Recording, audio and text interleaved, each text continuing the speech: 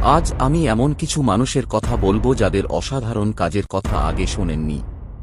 প্রতি পর্বে একজনের কথা থাকবে, তাই চ্যানেলটি সাবস্ক্রাইব করে রাখুন। এদের কথা গ্রিনিজ বুকেও নেই। আজ বলবো জ্যোতিষ চৌধুরীর মাটির নিচে ৮ দিন বেঁচে থাকার অবিশ্বাস্য ঘটনার কথা। ভারতের আসামের যোগী জ্যোতিষ চৌধুরী এমন এক অবিশ্বাস্য কীর্তি অর্জন করেছেন যা সাধারণ মানুষের কল্পনার বাইরে। তিনি একবার নিজেকে সম্পূর্ণভাবে মাটির নিচে ৮ দিন ধরে জীবন্ত কবর দিয়েছিলেন এবং শুধুমাত্র ধ্যান ও শ্বাসনিয়ন্ত্রণের মাধ্যমে বেঁচেছিলেন। এই ঘটনা বিজ্ঞানীদেরও বিস্মিত করেছে। কিভাবে সম্ভব হল? জ্যোতিষ চৌধুরী একজন দক্ষ যোগী এবং প্রাণায়াম বিশেষজ্ঞ। তার মতে এই কীর্তির পেছনে মূলত শ্বাসনিয়ন্ত্রণের প্রাণায়াম, গভীর অনুশীলন এবং শরীরের বিপাক হার মেটাবলিজম নিয়ন্ত্রণ করার ক্ষমতা কাজ করেছে।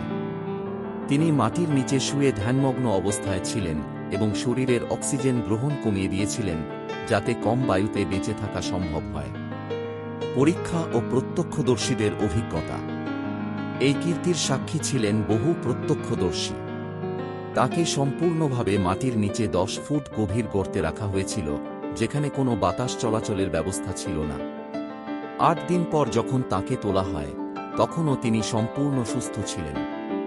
এ ঘটনাটি অনেক সংবাদ মাধ্যমে আলোড়ন তুলেছিল। বৈজ্ঞানিক বিশ্লেষণ। বিজ্ঞানীরা মনে করেন একজন সাধারণ মানুষ শ্বাস প্রশ্বাস বন্ধ রাখলে মাত্র কয়েক মিনিটেই মৃত্যু হতে পারে। তবে জ্যোতিষ চৌধুরী শরীরের অক্সিজেন চাহিদা কমিয়ে ধ্যানের মাধ্যমে চেতনার স্তর নিয়ন্ত্রণ করেছেন, যা তাকে দীর্ঘ সময় ধরে বেঁচে থাকতে সাহায্য করেছে। এটি এক ধরনের সাসপেন্ডেড অ্যানিমেশন অবস্থা, যা সাধারণত কিছু প্রাণীর মধ্যে দেখা যায়। সর্বশেষে বলতে পারি, এটি এক অবিশ্বাস্য ঘটনা যা আধুনিক বিজ্ঞানের জন্য এক রহস্য। যদিও এটি কোনো অফিসিয়াল বিশ্ব রেকর্ড নয়, তবুও এটি মানব শরীরের সম্ভাবনার একটি চমকপ্রদ উদাহরণ। জ্যোতিষ চৌধুরীর এই কীর্তি আমাদের শেখায় যে ধ্যান, প্রাণায়াম ও মনোসংযোগের মাধ্যমে মানুষ তার শারীরিক ক্ষমতার সীমা ছাড়িয়ে যেতে পারে। ভালো লাগলে লাইক শেয়ার করবেন। আপনাদের এমন কিছু ঘটনা জানা থাকলে কমেন্টে জানান।